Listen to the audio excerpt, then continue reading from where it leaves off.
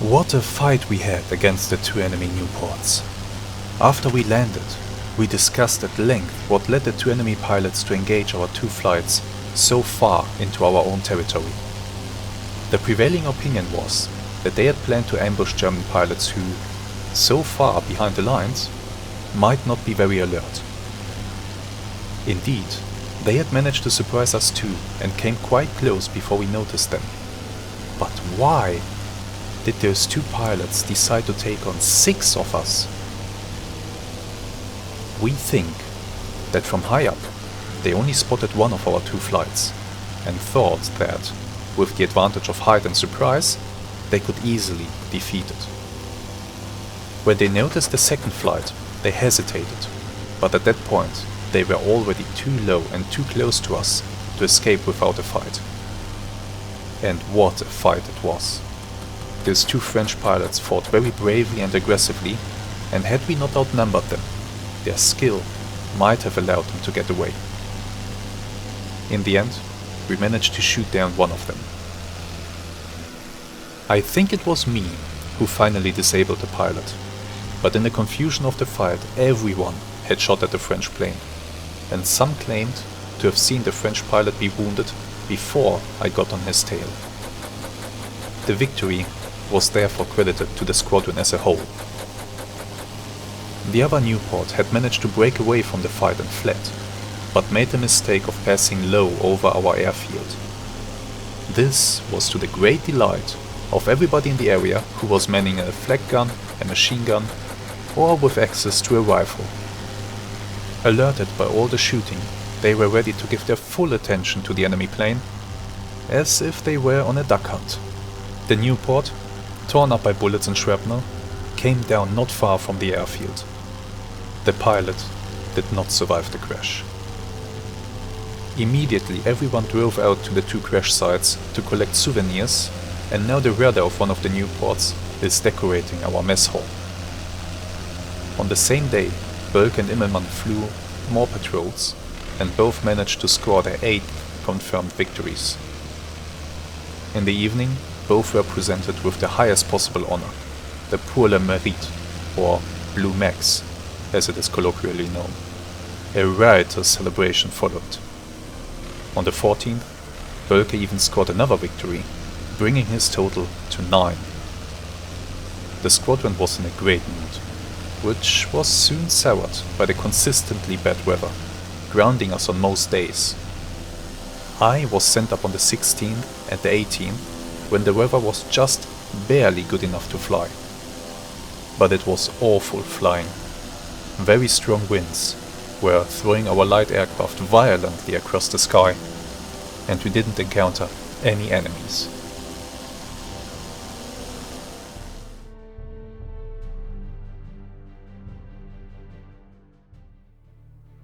Hello there, and welcome to a new episode of our amazing Wings Over Flanders Fields campaign, where we are playing as the German pilot Felix von Berg flying a Fokker E1 single-seat fighter for FFA 62 in Douai in Flanders. It is now the 24th of January 1916. Early in the morning, we expect partial or scattered clouds, and the whole squadron will be going up for today's mission. So, why is it already the 24th? Well, we had once again a spell of really bad weather. If you look into my logbook here, the last mission you have seen was on the 12th of January. Then we flew one more on the 16th and another one on the 18th, and that was it. And now it's already the 24th. We had so much bad weather, and to be honest, even during these two missions we had pretty horrible weather. It really made me wonder that we were sent up at all, and we didn't encounter any enemies because contrary to us, they apparently had the good sense to stay at home and drink warm tea and have a nice day, instead of flying around in these clouds. But we'll see what today will bring. Okay, we are all going up together. Let's go and take a look. What will the mission be? I'm curious. What will it be? Meine Herren, our mission is patrol enemy front lines. Patrol enemy lines. Be on the lookout for enemy aircraft and ground fire. Our destination is the enemy's front sector, FF 937, 13 miles away. They recommend that we fly at an altitude of 1600 meters, that's pretty low. And we will patrol the area for at least 21 minutes. Let me zoom in a little bit so that I can show you what will happen today. Okay, we are first flying southeast to circle up to 1200 meters. Then we are flying to Lens and climbing to 1600 along the way. And then from Lens we are flying to the front sector. Oh shit. And then we are flying from there to waypoint 2 past Arras and all the flak batteries that are there at 1600 meters. Oh, this is gonna be spicy today. This is gonna be spicy. We'll fly back and forth between the sector and waypoint 2 for 21 minutes. So I guess we'll get 1, 2, maybe 3 legs in before the time is up and we return back to Douai. But this is a spicy mission. Certainly. I wonder why we are flying this low. Maybe the clouds are really horrible today too. I will see. Let's take a quick look at the weather. Partial scattered cloud cover. Wind 17 knots, moderate breeze from the west. Okay, let's go to the field. Alright, welcome to the field. We are starting our engines.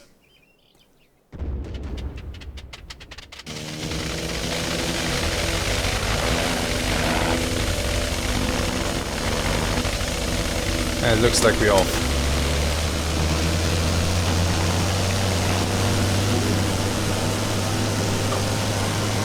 Bearing joystick tight and up we go into the air. By the way, I did not check who's actually leading my flight. Wait a moment. Okay, Bölke's... I'm flying with Bölke and Immelmann. Alright. Good to have them both with me. On the other hand, they are both flying an E2, so I might have some issues keeping up. Although at that altitude where we will be flying it will probably be okay. But yeah, about the altitude, I think I see why we are flying so low. The weather is still horrible.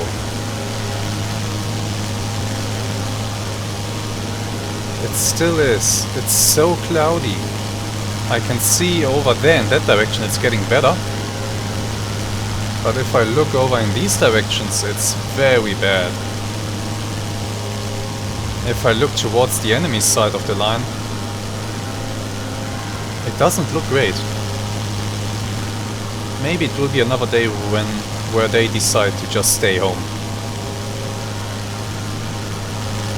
But we'll find out soon enough. For now, I will follow my guys to the circle up waypoint. And once we are there, we are going to climb up to our altitude and head for the front lines. We'll resume the video if something happens along the way.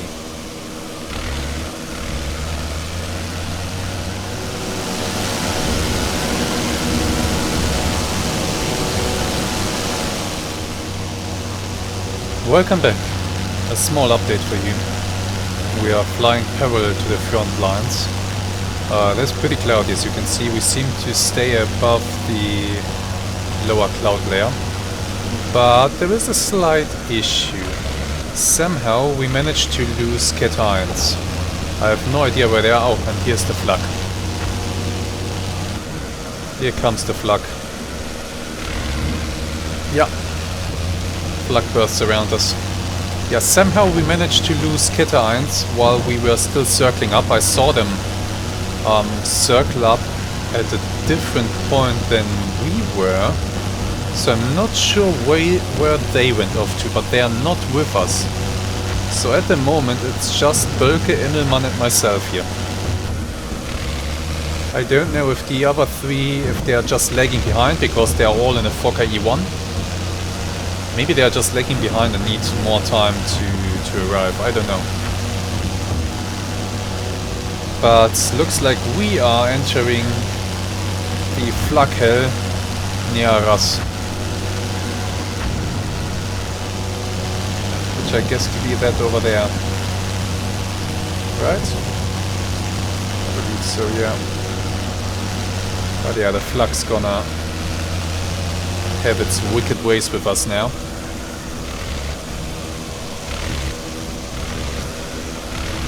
It's certainly gonna be unpleasant. I just hope that no enemy aircraft suddenly dives out from some clouds like up there, then dives on our tails. That would be bad.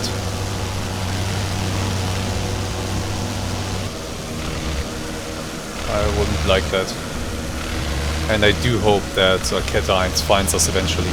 For now, we will continue on this course southwards. And yeah, just continue the patrol and hope that we don't get jumped. Also, the wind is a little bit. It's a little bit windy today, and I can feel it. It's very bumpy today, and of course the Flak needs to add a few. Ah, there's others. That's others down there. Okay, so we are now close to others. Which means we should pretty much be at the frontline position of the British. And that means we are now starting our patrol on the front line itself. We are pretty much directly above the lines. And since we are now very close to Arras, I expect the anti-aircraft fire... Oh, that was close. I expect the anti-aircraft fire to intensify a lot. I hope the clouds give us sufficient cover, but there will still be plenty of guns with line of sight to us, I'm sure. Okay, let's continue. And I'll bring you back if we run into somebody.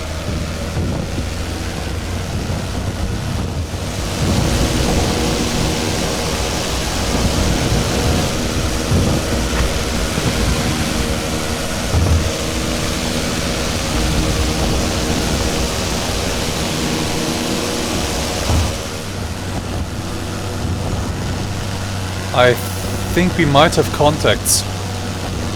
I see little flak birds up high. That looks like enemy two-seaters to me. I wonder if we'll go for them or not. Would be neat to go after enemy two-seaters for a change, but we don't have much time and we can't really follow them into enemy territory. They're very close to it, obviously, so the only chance that we have is to head them off, which we seem to be trying to do right now. They are a bit high there. I'll try to climb. Now, they are really high, actually. Up there. They are flying away from us. They are also flying south. I doubt that we'll be able to catch them. I can't leave my guys alone. So I can't climb too much. I need to stay with them. Enemy two-seaters be damned. Can't leave them alone. I'd really like to go after a quadrant too. Our Fokkers can absolutely slaughter these things. Whoa, that was close. Ho ho ho! Did you see the shrapnel flying through the air? The hot shrapnel. That was something. Flak fire down low, left side. That's not a two-seater patrol. I think we're in for some action. Damn, the flak fire is intense. Looks like they're looking to pass beneath us, or they are going for us, I can't tell yet. Where did they go? Down low. Maybe we are not taking up the fight. I didn't see how many there are, but if there are too many, we might decide to not engage. There are at least 3. That would make it a fair fight, which we don't necessarily like, so we might just decide to continue on, to not engage. Especially since these guys are flying back towards their side of the lines. No, looks like we are going in. Blipping.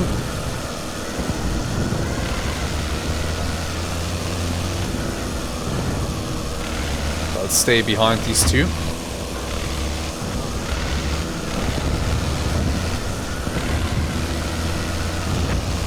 Looks like we are indeed preparing to strike.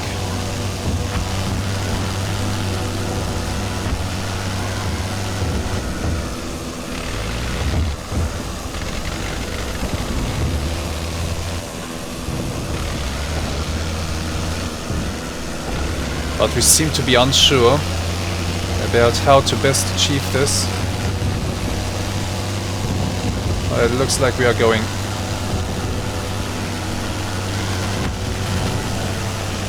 Well, I think they are also engaging us. I'll try to stay with my leader, but there's an opportunity. There's a good opportunity.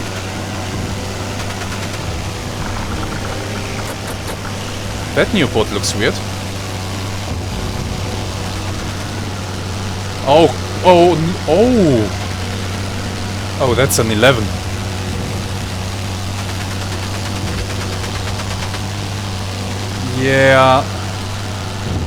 Yeah, the wings are giving it away. That's an 11. Oh, we're in so much trouble. They have 11s here. The new ones. The new ports. I need to get shots in on this guy. Can't. Really can't. Woohoo! That guy might set himself up. I need to be dynamic on my targets here. And we need to damage some of them just to... essentially just to force them to break off. Because otherwise things are gonna get ugly here. Ho, okay. Newport on one of my Fokkers. Need to help. Wind is singing in the cables.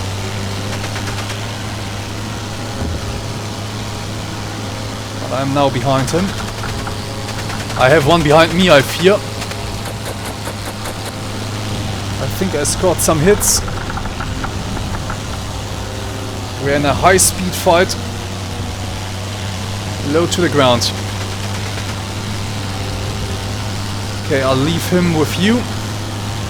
I'll take care of the guy that's sounding me now. The trouble with the Newport 11 is that thing is maneuverable. Much more so than I am. Okay, I feel like only chance dynamic target selection. He's coming around on my 6. Yeah. Need to turn away. Didn't follow. Good. Course north. Coming in. Oh man, I'm slow. Okay. I'm still flying. Oh, this is not bueno. This is really not good. I see at least everybody still seems to be in the air. And I have line of sight on all 3 of them. One is there, one is here, and another one is to my right. I'm the lowest, which is not ideal. I'll try to help out over here if I can, because that's where the other one seems to be going. Look at this thing. Did you see that turn? And just like that he will be on my tail. I mean, of course, he carries a lot of energy. He's trying to set himself up to pounce on me. Yeah. Okay, he turned away again. There's one. There's a chance. Just long range shots. This is a little bit desperate.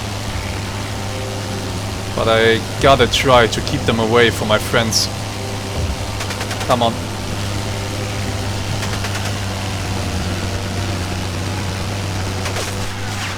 He got shots into me. I hope nothing's broken. At least nothing important.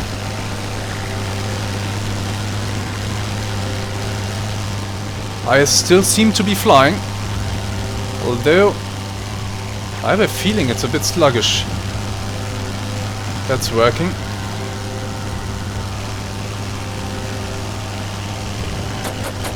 Our only chance is really get some damage in. Force them to fly home. Can't follow. I can't follow that. Yeah, my aircraft is getting sluggish. I'm not imagining this. North is to my left. But I'm now on this guy and nobody is on me. If I can just get a few hits in, just to encourage him to go elsewhere. A Fokker is coming in. Okay, a Fokker is on him. I will do my best and try to go above the fight. Although I just saw one off my nose. Let me try to go for this one.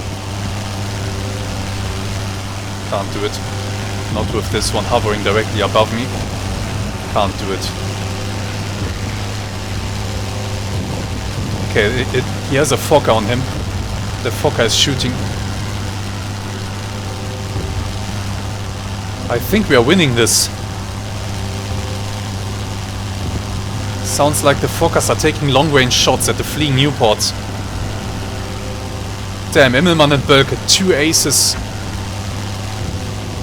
Deserving of that title. Without them I would not have survived this. But I'd like to go home now. S'il vous plaît. Okay, I think he... Whoa! Oh, okay. Haha. That was just the wind, not my aircraft braking. We are turning home. We are turning away. More flak. 12 o'clock. What's that? Another Fokker? Or another enemy? Let's investigate. The flak has a black color. Could be another enemy.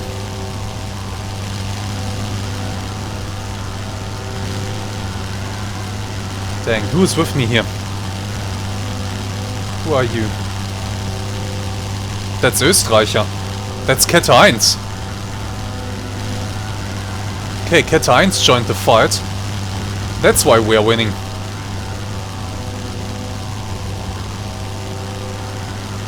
That's another Fokker. Is he after somebody or is he just on patrol?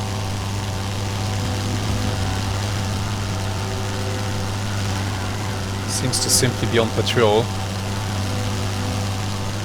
So how's my aircraft doing? For some reason the turning is very sluggish. I feel like something's broken. Somewhere. Something somewhere is broken. Did I accidentally join up with Kette 1?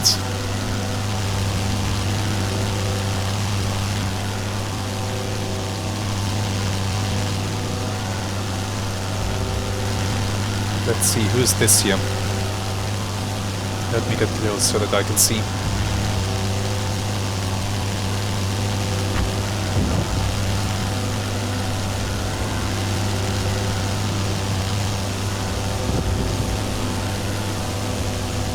You are...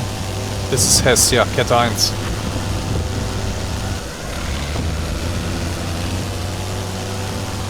Dang it, where did Immelmann and Bölke go? Still chasing after those Nieuports?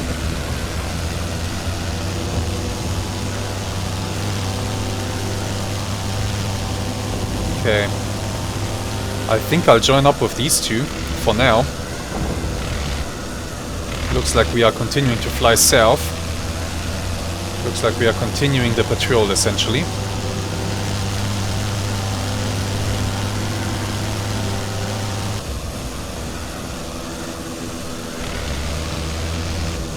I could stay with these guys. Or I could try to get home on my own. I'm not sure which option is safer. Maybe staying with these guys is the safer choice. There's strength in numbers. But where the hell did Immermann and Bölker fly off to?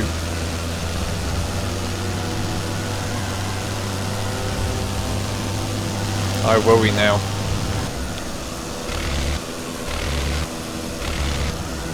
Man, but it's good that Kette 1 arrived when it did. It's really good. But those new ports, they are gone.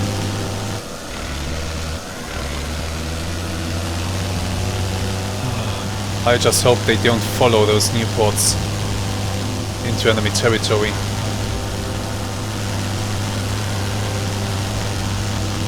And where's your third member, by the way?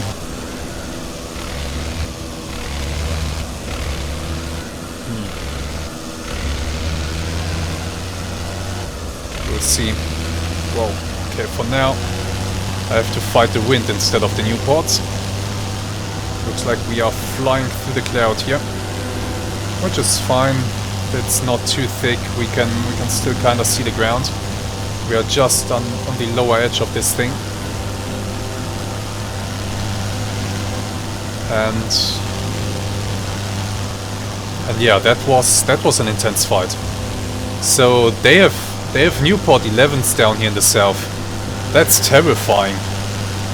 That's actually terrifying. These things are super dangerous. Very much so. And I am not looking forward to encountering them again while I'm flying a Fokker E1. Looks like we are being a target again for some anti-aircraft guns. Okay. I'm gonna pause the video here and I'll resume once we are maybe out of this cloud, or once I figure out what happened to everybody else.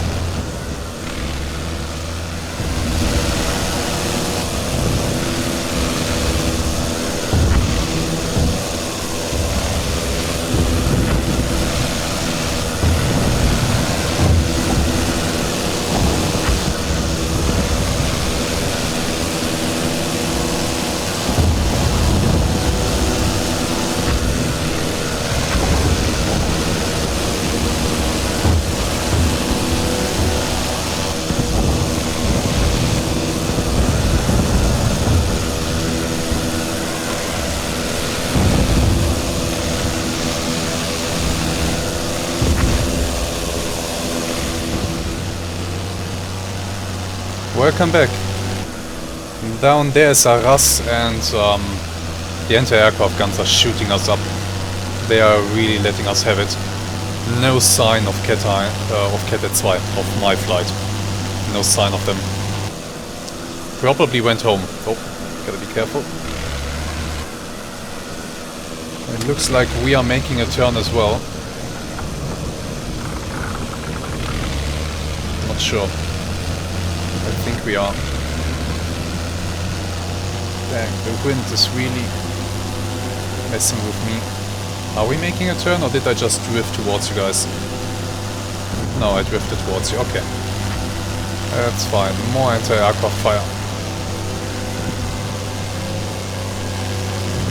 That's fine. We'll continue the patrol. Oh no, we are turning. Okay.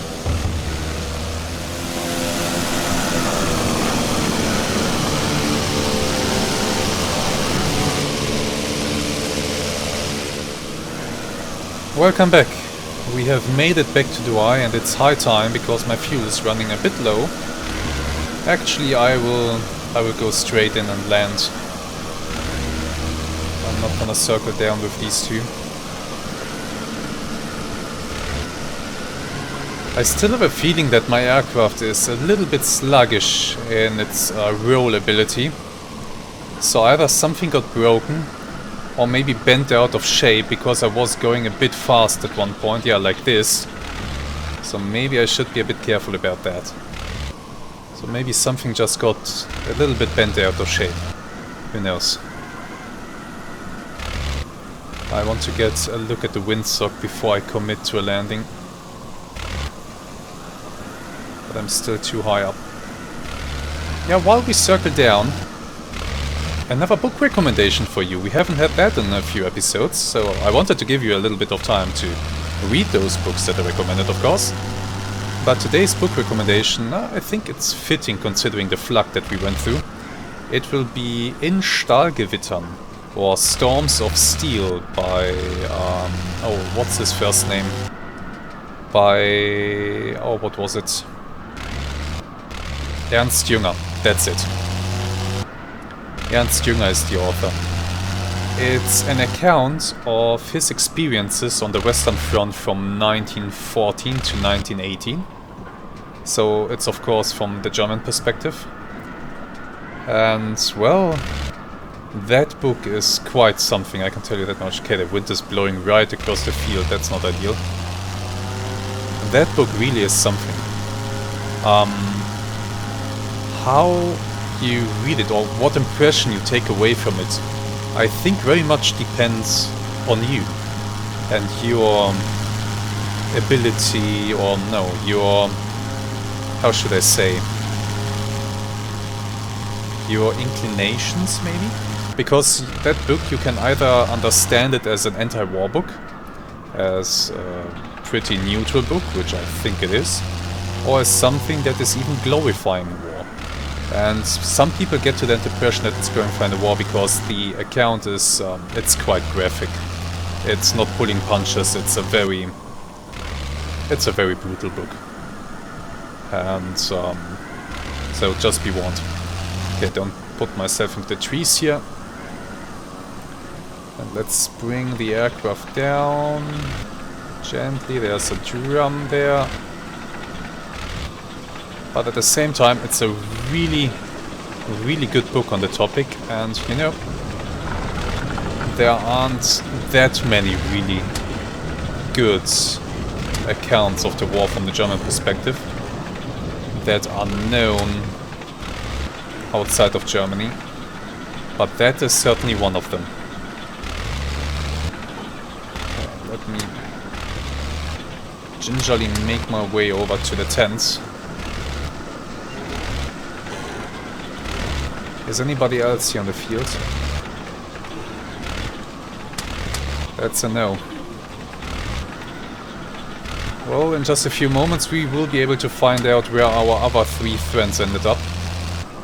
Almost shot the engine off there. I'll go to that tent. That's empty. Then the mechanics can check my airplane. I have a feeling it got damaged. I did take a salvo from one of the new ports, and immediately afterwards it started to feel sluggish.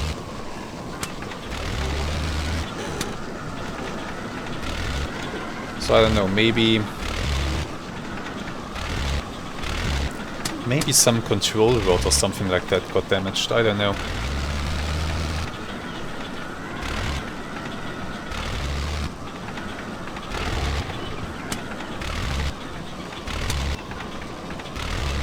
Turn this around.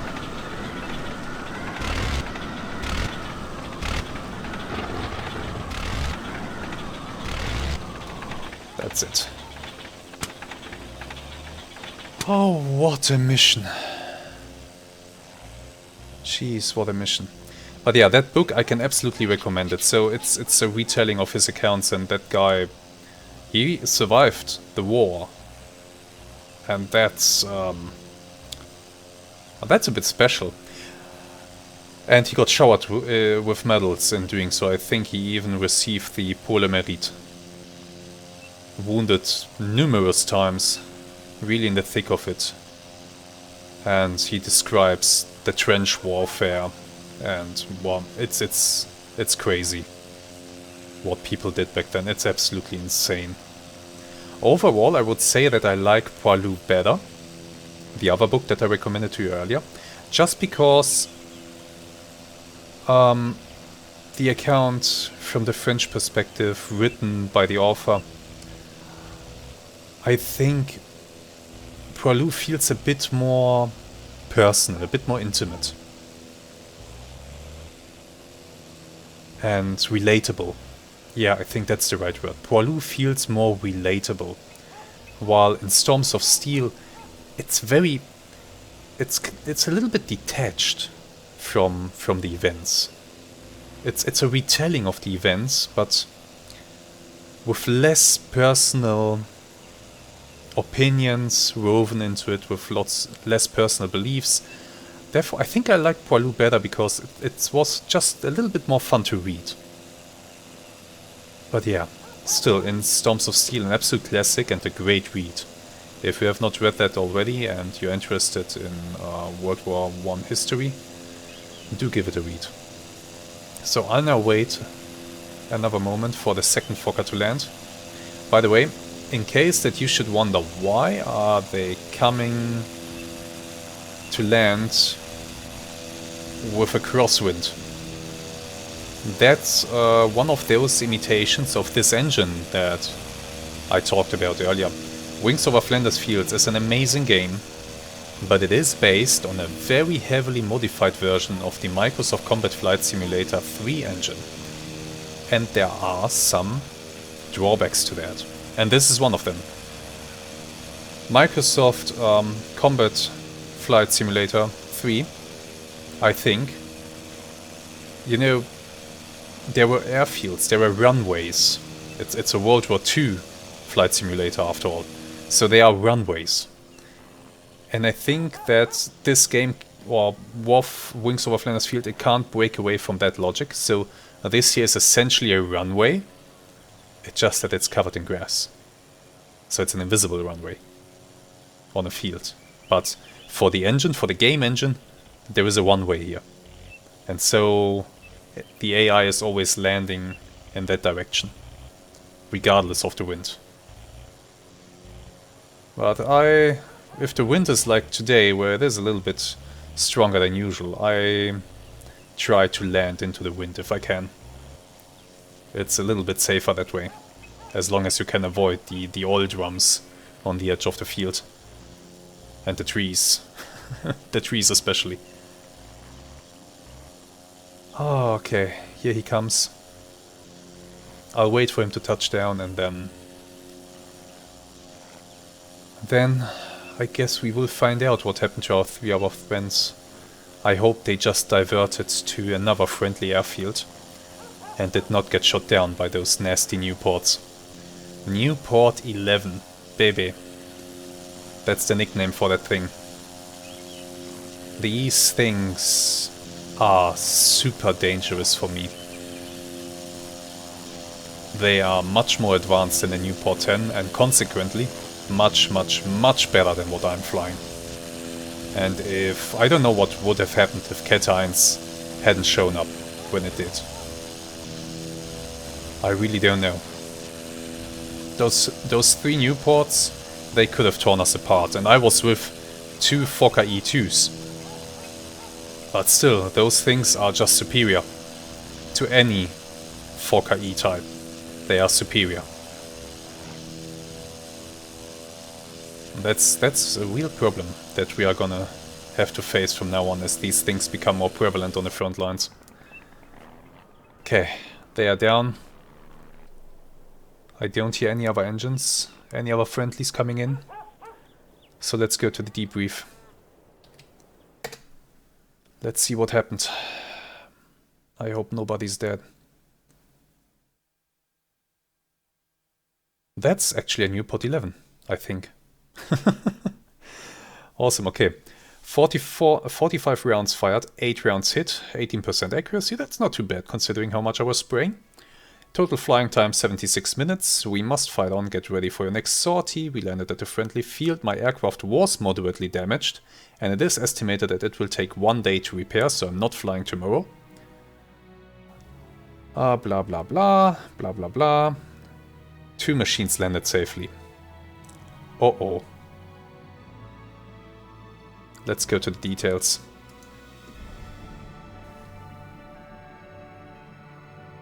Oh well, actually, it looks okay. It looks okay, no aircraft lost. Everything's fine. The others landed at Bertancourt. I didn't land at Bertakur. I don't know why it's mixing this up. So I guess Siegfried Henger landed at Bertancourt together with Bölke and Immelmann, and I basically traded places with him, and landed back home at Douai with Hess and Österreicher. I don't know why. Maybe it's looking at the flight leader, where he landed, and assigns that to every pilot in der Kette. It's possible. Bölke and Immelmann fired a lot of rounds. Hit with only a few of those. Österreicher came in, didn't land a hit, and I scored a few hits. That was a really intense fight, but completely inconclusive. I don't think that one of those Newports went down. Nobody claimed anything. Well, that's not entirely true actually, since Bölke and Immelmann are historic aces, and Ernst, Hess and Österreicher too. I don't think we will ever see claims from them here, because they are receiving the kills as they scored them historically. So I don't think we'll ever see claims here. Claims will probably be like in the background, but nothing is counted. Let's hit done. And have a look. So this was the 24th of January, right? Yeah, and it's now the 27th. Okay. So we rested a little bit, probably another bad weather day in between. Oh boy. No news article. There were a few news articles in the meantime, and I want to show those to you, so I have to go back to the main menu real quick. And if you go from the main menu to the campaign menu, you actually first get a little video. So we can see here siege mortar in use. One of the big German ones. That is not a siege mortar. Or was that a British one? I'm not sure. Are these British? Yeah, I think they are. Yeah, that's a British gun.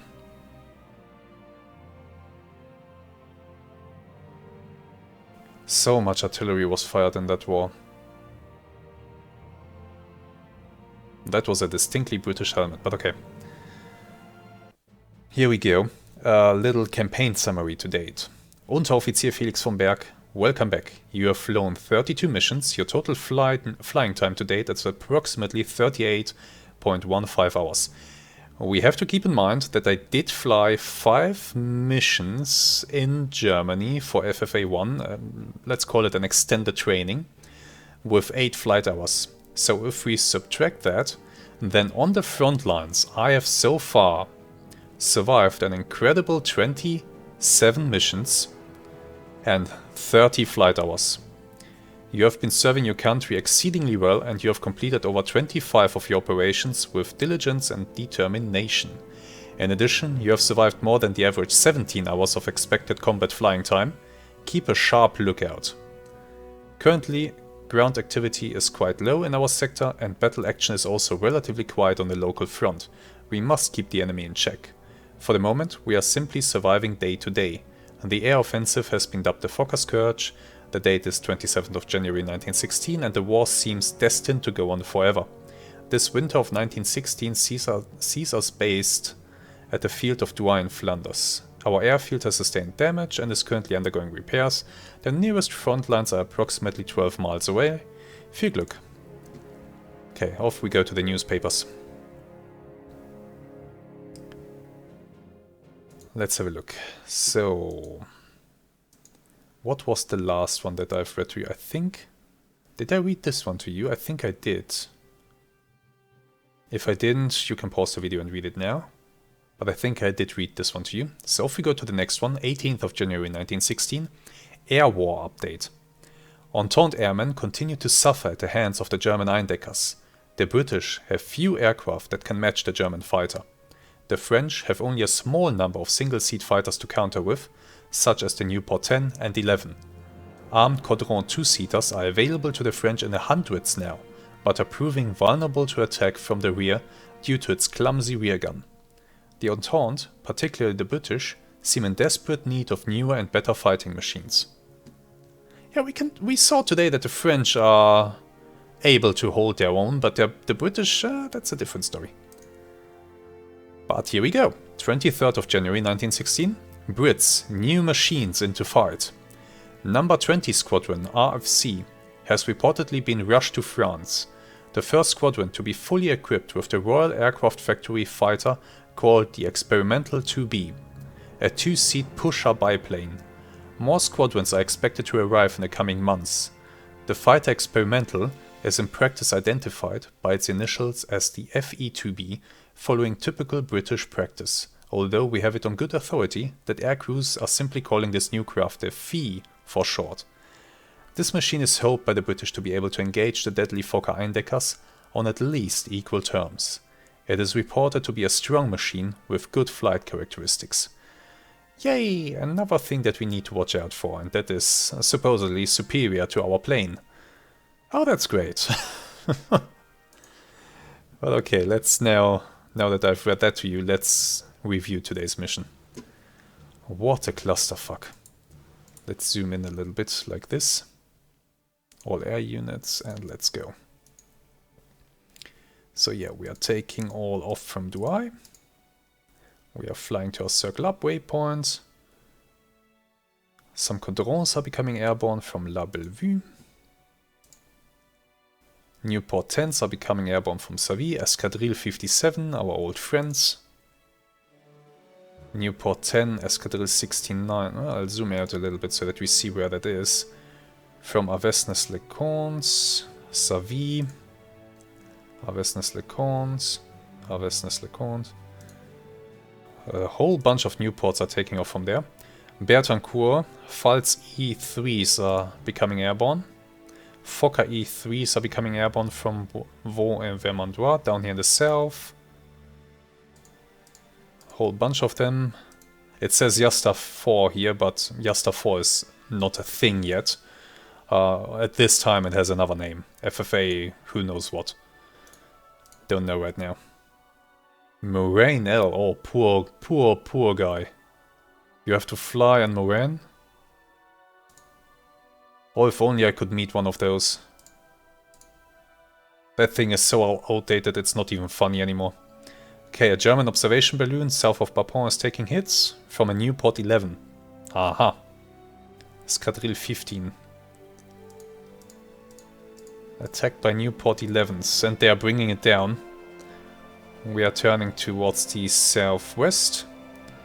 An Allied observation balloon here on the Somme is taking hits from a Fokker E3. They flew over there. That's rare that they are going over the lines, or that we are going over the lines. They are bringing it down. That's very rare. They're flying on, and now we're in the fight. So I guess these Newports, after downing this balloon, went north. Escadrille 15. Those were our enemies. I will check on them in the intel screen in just a moment. But right now we need to zoom in a little bit here. My rounds hit one of them. I hit again. Let's zoom in all the way so that we see the fight. Takes hits from another Fokker E2, so either Immelmann or Bölke. More hits from an E2. More hits from an E2. Takes hits from German entrenched troops, so our troops in the trenches got involved as well. Yeah, rifle fire. They scored quite a few hits on those Newports. Takes more hits from a Fokker E2. I take hits from a Newport 11. More hits from one of the E2s. Some hits from me. A Pfalz E3 takes hits somewhere. I would have to zoom out to see that. Over here, I guess. A Moran dropping bombs. That's funny. Or if only I could get my hands on those guys. Yeah, some Pfalz are fighting for their life here. And two Newports collide. That's nice. That's nice to see. Collided in the dogfight. Fokker E3 takes hits from British entrenched troops, probably down south somewhere. Oh yeah, they are strafing the trenches. Okay. Lots of fire exchange there. Lots of hits scored. Another observation balloon takes hits from Newport 10s. And here, near Vimy. But the AA guns are shooting back. Still, that might be another balloon down. Yeah, balloon down. Destroyed by friendly fire. Flag burst came too close. And... wait, who went down here?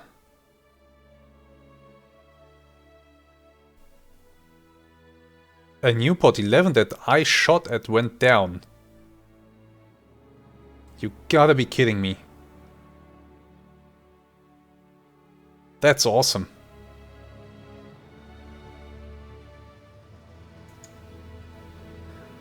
Looks like I'm still in a fight. I'm still turning here. So I did not see this at all. And probably nobody else did, because he was well away from us.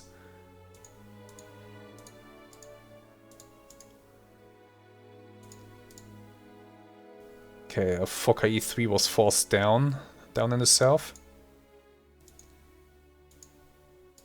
They're strafing those trenches down there, that's crazy. So many reports of that. A Newport 11, Escadrille 15 lands at Bellevue. Down here is their airfield, right on the front lines.